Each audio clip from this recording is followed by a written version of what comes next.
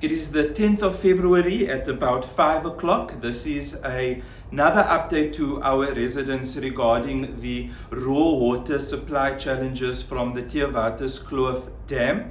As of this moment, our Blackheath water treatment plant is receiving about 140 megaliters of water from the dam. This is of a total of about 400 megaliters which it has been designed to treat. Our Fora water treatment plant is also being started up at this moment.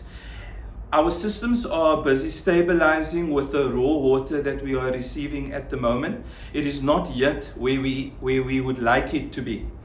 To reassure residents that our water quality remains safe to drink once the water has been treated by our water treatment plant.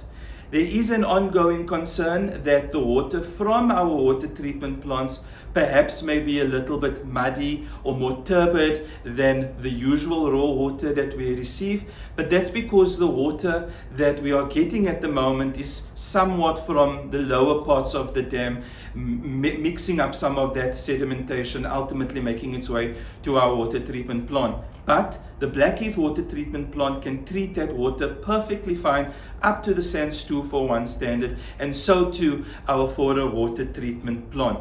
Let me re-emphasize that the water being treated by our water treatment plants remains safe to drink. Our water treatment and water capacity is stabilizing at the moment, and we will not find ourselves in a crisis or in any water shortage situation whatsoever.